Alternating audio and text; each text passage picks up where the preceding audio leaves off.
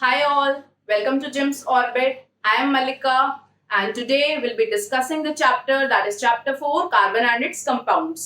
आपका इस चैप्टर में से काफी सारा पोर्शन डिलीट हो चुका है. So in this video we'll be discussing only the topics जो आपके इस academic session में included हैं. The rest of the topics जो आपके delete हो चुके हैं उसके लिए will be coming with a separate video. So let's start. What is carbon? What are the properties of carbon? What is the so versatile thing about carbon that makes it different from other elements?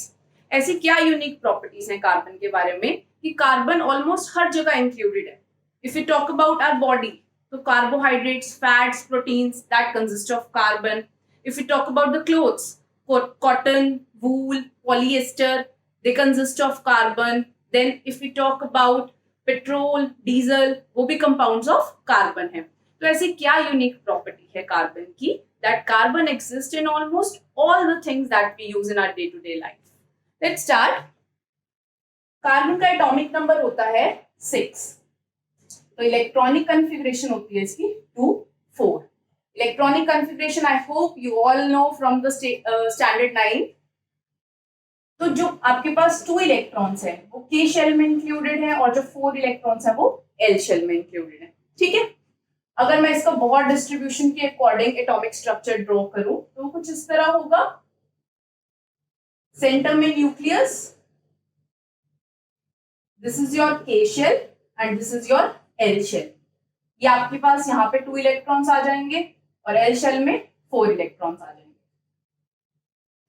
ठीक है, ये हो गया atomic structure. अब हमने अपने last chapter में study करा था फॉर्मेशन ऑफ आयनिक कंपाउंड्स. कैसे होता था formation of ionic compounds? Reactivity of elements किस वजह से होता है? Reactivity of elements is due to its tendency to achieve the nearest noble gas configuration. कोई भी एलिमेंट रिएक्टिव कब होगा? जब उसके पास इतने इलेक्ट्रॉन्स नहीं होंगे आउटरमोस्ट शेल में कि उसका nearest noble gas configuration satisfy हो रहा हो. तो वो क्या करता है? या तो इलेक्ट्रॉन्स को लूज करता है या गेन करता है. यही पढ़ा था हमने लास्ट चैप्टर में by taking an example of sodium chloride. Sodium के पास एक एक्स्ट्रा इलेक्ट्रॉन था, वो इलेक्ट्रॉन लूज करते ही वो क्या हो रहा था? स्टेबल हो रहा था. ठीक है. ऐसे ही क्लोरीन के पास 7 इलेक्ट्रॉन्स थे आउटरमोस्ट शेल में, तो सोडियम से एक इलेक्ट्रॉन एक्सेप्ट करते ही स्टेबल हो रहा था. तो same is the case with these compounds. अब यहाँ पे अगर लेट सपोज मैं एग्जांपल लूं हाइड्रोजन का. क्या हाइड्रोजन में आयनिक बॉन्ड फॉर्मेशन पॉसिबल है? The answer is no, because hydrogen में दोनों ही जो एटम्स हैं हाइड्रोजन के, they have the same tendency to accept और टू लूज द इलेक्ट्रॉन. उन दोनों के पास सेम टेंडेंसी है. हाइड्रोजन के पास 1 इलेक्ट्रॉन होता है आउटरमोस्ट शेल में. दोनों हाइड्रोजन के पास मैं एक इलेक्ट्रॉन शो कर रही हूँ. अब इस केस में आपके पास बॉन्ड फॉर्मेशन कैसे होगा? ये जो हाइड्रोजन है इस दूसरे हाइड्रोजन से इलेक्ट्रॉन को शेयर करेगा, जैसे कि कुछ इस तरह. ठीक है. और ये जो सेकंड हाइड्रोजन एटम है ये इस हाइड्रोजन एटम से ये इलेक्ट्रॉन शेयर करेगा लाइक दिस. तो इन दोनों के बीच में एक एक इलेक्ट्रॉन का शेयरिंग हुआ. दोनों एटम्स ने एक एक इलेक्ट्रॉन शेयर करा तो आपके पास किस टाइप का बॉन्ड बन गया? HH single bond. ठीक है. एक बॉन्ड आ रहा है. अगर एक इलेक्ट्रॉन का शेयरिंग होता है बिटवीन द शेयरिंग एटम्स तो आपके पास जो बॉन्ड बनता है वो बनता है सिंगल बॉन्ड. क्लियर? ऐसे ही अगर यहाँ पर एक की जगह 2 इलेक्ट्रॉन्स का शेयरिंग हो रहा होता तो आपके पास बॉन्ड बनता double bond. For example if we take an example of oxygen. Oxygen के पास आपने 2 एटम्स बनाए ऑक्सीजन के. ऑक्सीजन के पास आउटरमोस्ट शेल में 6 इलेक्ट्रॉन्स होते हैं. 6 इलेक्ट्रॉन्स प्लेस करो. सिमिलरली दूसरे ऑक्सीजन एटम पे भी 6 इलेक्ट्रॉन्स प्लेस करो. You can either show the electrons in the outermost shell with a dot और विद अ क्रॉस. इसका ऑक्सीजन का एटॉमिक नंबर पता है ना? That is 8. तो इलेक्ट्रॉनिक कॉन्फ़िगरेशंस की 2, 6 है. ये 6 इलेक्ट्रॉन्स है वैलेंस शेल में, इसलिए हमने 6 इलेक्ट्रॉन्स शो करे हैं. क्लियर? अब यहाँ पे देखो इस ऑक्सीजन के पास भी 6 इलेक्ट्रॉन्स है, इस ऑक्सीजन के पास भी 6 इलेक्ट्रॉन्स है. अब ये क्या करेंगे? दोनों को दो दो इलेक्ट्रॉन की जरूरत है ताकि वो स्टेबल हो जाए। तो ये वाला ऑक्सीजन एटम इससे दो इलेक्ट्रॉन्स की शेयरिंग करेगा लाइक दिस, ठीक है। सिमिलरली ये वाला ऑक्सीजन एटम इससे दो इलेक्ट्रॉन्स की शेयरिंग कर लेगा लाइक दिस। तो दोनों ही ऑक्सीजन ने दो दो इलेक्ट्रॉन्स की शेयरिंग कर ली एक दूसरे के साथ। अब अगर हम इनके बीच में बॉन्ड देखें तो दो इलेक्ट्रॉन्स की शेयरिंग हो रही है बिटवीन द शेयरिंग एटम्स। तो यहाँ पे जो बॉन्ड बना इस केस में that is a double bond. दो इलेक्ट्रॉन्स की शेयरिंग हो रही है तो यहाँ पर डबल बॉन्ड बन गया। क्लियर। ऐसे ही एक और एग्जांपल देखते हैं जिसमें अगर हमारे पास तीन इलेक्ट्रॉन्स की शेयरिंग हो रही है, then in that case the bond formed will be a triple bond. See here,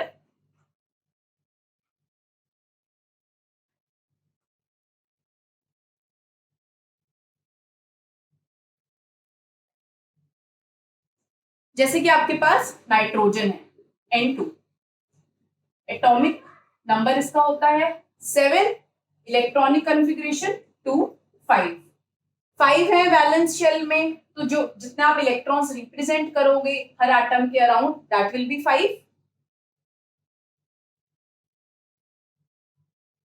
5 electrons आपने इस नाइट्रोजन एटम पे शो करे, सिमिलरली 5 इलेक्ट्रॉन्स दूसरे नाइट्रोजन एटम पे शो करो। कर लिया। अब देखो यहाँ पे 5 इलेक्ट्रॉन्स हैं, इसको कितने इलेक्ट्रॉन्स चाहिए स्टेबल होने के लिए? 3 इलेक्ट्रॉन्स। सिमिलरली इस नाइट्रोजन के पास भी 5 इलेक्ट्रॉन्स हैं, इसको भी स्टेबल होने के लिए चाहिए 3 इलेक्ट्रॉन्स। अब क्या होगा, ये नाइट्रोजन इससे 3 इलेक्ट्रॉन्स की शेयरिंग कर लेगा और ये नाइट्रोजन इससे 3 इलेक्ट्रॉन्स की शेयरिंग कर लेगा। अब इन दोनों नाइट्रोजन एटम्स के बीच में 3 इलेक्ट्रॉन्स का शेयरिंग हुआ, जो बॉन्ड बन रहा है that bond formed is a triple bond between two nitrogen atoms. तो हमने यहाँ पे 3 डिफरेंट एग्जांपल्स देखे। एक हमने देखा हाइड्रोजन का जिसमें अगर एक इलेक्ट्रॉन की शेयरिंग हुई है the bond formed is a single bond. Oxygen का एग्जांपल देखा, सिंस 2 इलेक्ट्रॉन्स शेयर हो रहे हैं the bond formed is a double bond. Nitrogen के केस में 3 इलेक्ट्रॉन्स की शेयरिंग हो रही है तो the bond formed is a triple bond. ठीक है। अब यहाँ पर जितने भी हमने एग्जांपल्स देखे हैं ना तो उसमें इलेक्ट्रॉन्स लूज हो रहे हैं कंप्लीटली, ना ही इलेक्ट्रॉन्स एक्सेप्ट हो रहे हैं, बट क्या हो रहा है, शेयरिंग हो रही है इलेक्ट्रॉन्स की। तो इस केस में जो आपके पास बॉन्ड फॉर्मेशन हो रहा है that bond formed is covalent bond. Covalent bond मतलब the bond that is formed by the sharing of electrons. Sharing of electrons की वजह से जो बॉन्ड फॉर्म होता है वो होता है covalent bond. Clear. Now let's move on to carbon. Carbon किस टाइप का बॉन्ड बनाता है? कार्बन का atomic number we know that it is 6, electronic configuration है 2 4। अगर कार्बन को स्टेबल होना है या तो ये अपने 4 इलेक्ट्रॉन्स लूज कर दे, ठीक है, फर्स्ट केस ये पॉसिबल है, 4 इलेक्ट्रॉन्स लूज कर दे तो क्या बन जाएगा C4+, है ना। या तो ये 4 इलेक्ट्रॉन्स किसी से एक्सेप्ट कर ले और एनाइन बना ले C4-, यही दो केसेस पॉसिबल है। बट अब जो कार्बन है, कार्बन का साइज होता है बहुत ही छोटा, it has a very small size. तो अगर ये 4 इलेक्ट्रॉन्स किसी से एक्सेप्ट करेगा, इन टोटल इसके पास कितने इलेक्ट्रॉन्स हो जाएंगे 10, 6 इसके पास ऑलरेडी है, 4 इलेक्ट्रॉन्स एक्सेप्ट कर लेगा तो in total there will be 10 electrons. Since carbon का साइज बहुत ही छोटा होता है तो ये 10 इलेक्ट्रॉन्स अराउंड इट्स न्यूक्लियस नहीं सपोर्ट कर सकता, ठीक है। 10 इलेक्ट्रॉन सपोर्ट करना for such a small size of carbon is not possible, ठीक है। तो ये वाला केस तो रिजेक्ट हो गया। कमिंग ऑन टू कि 4 इलेक्ट्रॉन्स लूज कर दे। अब 4 इलेक्ट्रॉन्स को लूज करने के लिए एक very large amount of energy is required which is not scientifically possible. हम इतनी large amount of energy provide नहीं करा पाते, जिसकी वजह से ये C4+ भी नहीं बना पाता, केटायनिक फॉर्म में भी नहीं एग्जिस्ट कर पाता। तो अब ना तो ये C4+ बना पा रहा है ना ये C4- बना पा रहा है। तो व्हाट डज कार्बन डू, कैसे वो अपना ऑक्टेट स्टेबल करेगा या कैसे वो nearest noble gas configuration attain करेगा? कार्बन क्या करता है, कार्बन करता है शेयरिंग ऑफ इलेक्ट्रॉन्स। इसलिए जितने भी कार्बन के कंपाउंड्स हैं वो सारे कोवेलेंट कंपाउंड्स होते हैं, ठीक है। Compounds of carbon are covalent compounds because carbon cannot completely lose or gain the electrons. Instead, it does sharing of electrons. देखो, let's suppose मैंने एक एग्जाम्पल ले लिया CH4. ठीक है, एक कार्बन एटम है, 4 एटम्स ऑफ हाइड्रोजन है इस मॉलिक्यूल में. कार्बन लिखा, इसके आसपास आपने 4 हाइड्रोजन एटम्स लगा दिए. कार्बन के पास 4 इलेक्ट्रॉन्स है आउटरमोस्ट शेल में, चारों इलेक्ट्रॉन्स को प्लेस कर दो. ओके, ऐसे ही हाइड्रोजन के पास 1 इलेक्ट्रॉन होता है आउटरमोस्ट शेल में, 1 इलेक्ट्रॉन को प्लेस कर दो. कर दिया. अब सिंस कार्बन शेयरिंग कर रहे हैं इलेक्ट्रॉन्स की, तो देखिए 4 इसके पास है, एक एक इलेक्ट्रॉन वो हर एटम ऑफ हाइड्रोजन से शेयर कर लेगा. कुछ इस तरह का स्ट्रक्चर बनेगा. 4 इसके पास थे, 5 6 7 8 हो गए. कार्बन का ऑक्टेट कंप्लीट हो गया, कार्बन हो गया स्टेबल. अब हाइड्रोजन भी चाहेगा कि अगर वो कार्बन को अपने इलेक्ट्रॉन शेयर करा रहा है और उसे स्टेबल करा रहा है, तो कार्बन भी उसको स्टेबल कराए. ठीक है, हाइड्रोजन भी nearest noble gas configuration attain करना चाहेगा. तो हाइड्रोजन क्या करता है, हाइड्रोजन कार्बन से भी इलेक्ट्रॉन की शेयरिंग कर लेता है.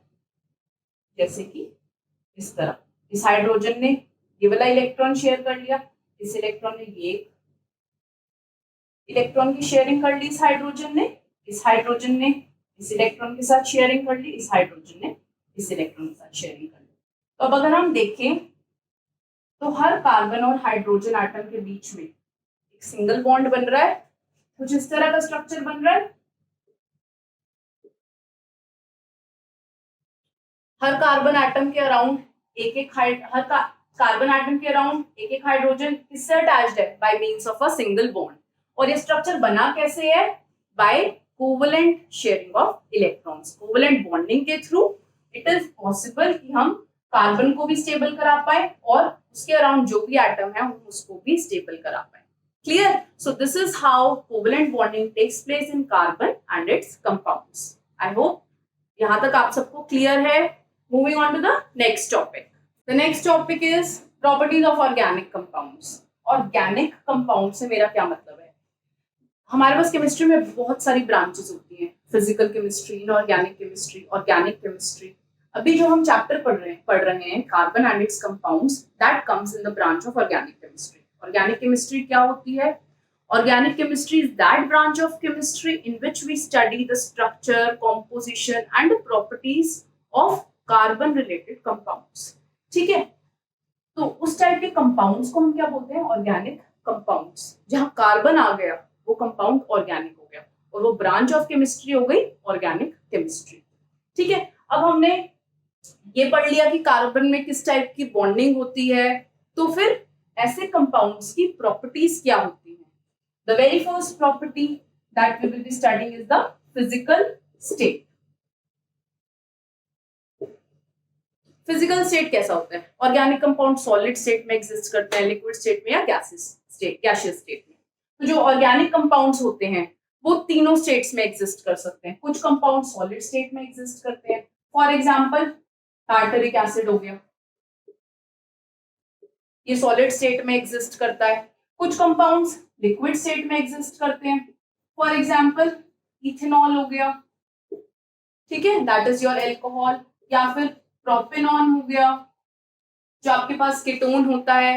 ये हम अपनी सेपरेट वीडियो में एक्सप्लेन करेंगे कि ये फंक्शनल कंपाउंड्स क्या होते हैं, ये फंक्शनल ग्रुप्स क्या होते हैं. ठीक है, इथेनॉल हो गया, प्रोपेनॉल हो गया, ये लिक्विड स्टेट में एग्जिस्ट करते हैं. फिर कुछ गैसियस स्टेट में भी एग्जिस्ट करते हैं, जैसे कि मीथेन, इथेन. तो ये भी एक टाइप के आपके पास ऑर्गेनिक कंपाउंड्स है. तो आपने यहां से देखा कि organic compounds exist in any of the 3 state. कुछ कंपाउंड सॉलिड स्टेट में एग्जिस्ट करेंगे, कुछ लिक्विड स्टेट में और कुछ गैसियस स्टेट में. Clear? So the second property is melting and boiling point.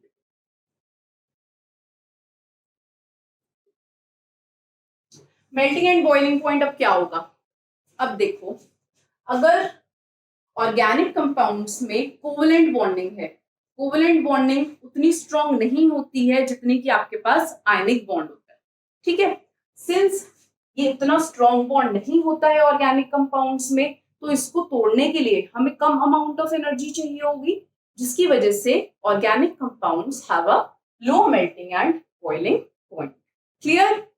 They have a low melting and boiling point क्योंकि इन्हें ब्रेक करने के लिए we have to provide a lesser amount of energy as compared to ionic compounds since जो covalent bonding होती है वो weak होती है. Okay, so this was the second property.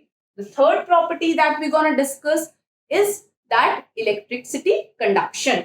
अब जैसे कि मैंने आपको पहले बताया कि ना तो कार्बन केटाइनिक फॉर्म में एग्जिस्ट कर सकता है ना ही एनाइनिक फॉर्म में एग्जिस्ट करता है, वो आयंस लिबरेट आउट नहीं कर पाता, जिस वजह से ना तो वो मोल्टन स्टेट में इलेक्ट्रिसिटी कंडक्ट करता है ना ही इन सॉल्यूशन इलेक्ट्रिसिटी कंडक्ट करता है. So carbon and its compounds are poor conductors of electricity क्योंकि वो आयंस में डिसोशिएट नहीं हो पाता. जब तक वो आयंस में डिसोशिएट ही नहीं होगा तब तक आयंस कैसे माइग्रेट करेंगे टुवर्ड्स ऑपोजिटली चार्ज इलेक्ट्रोड्स और कैसे वो इलेक्ट्रिसिटी कंडक्ट करेंगे. सिंस आयंस का माइग्रेशन नहीं होता, देयरफॉर ऑर्गेनिक कंपाउंड्स और carbon compounds are poor conductors of electricity. Clear? The last property that we're going to discuss in organic compounds is solubility. जो organic compounds होते हैं they are non polar. तो एक phenomena होता है like dissolve like, मतलब कि अगर कोई सेम सॉल्वेंट्स आप सेम सॉल्यूट सेम सॉल्वेंट में ही डिसॉल्व हो पाएगा, लाइक लाइक होना चाहिए. ठीक है, अगर ऑर्गेनिक कंपाउंड्स नॉन पोलर हैं तो वो नॉन पोलर सॉल्वेंट में ही सॉल्युबल होगा. तो they are soluble in the non polar solvents like benzene. But कुछ ऑर्गेनिक कंपाउंड्स होते हैं जो जिनके अंदर पोलर कोवलेंट बॉन्ड होता है. तो वैसे ऑर्गेनिक कंपाउंड्स आपके पास पोलर सॉल्वेंट्स में भी सॉल्युबल होते हैं, फॉर एग्जांपल इन वाटर और in alcohol. Clear? So this was about the solubility of organic compounds. तो हमने 4 फिजिकल प्रॉपर्टीज डिस्कस करी हैं ऑर्गेनिक कंपाउंड्स की. What is their physical state, what is their how they conduct electricity, how in which solvents they will be soluble. So ये सब आपको basic idea होना चाहिए कि कैसे वो सॉल्युबल होंगे, क्या उनका मेल्टिंग एंड बॉइलिंग पॉइंट है. अगर आप उसको कंपेयर करो आयनिक कंपाउंड से तो दोनों में क्या क्या डिफरेंसेस हैं. So these were some of the properties. I hope it's clear. The later part of some other topics we'll be discussing in the next video. Thank you.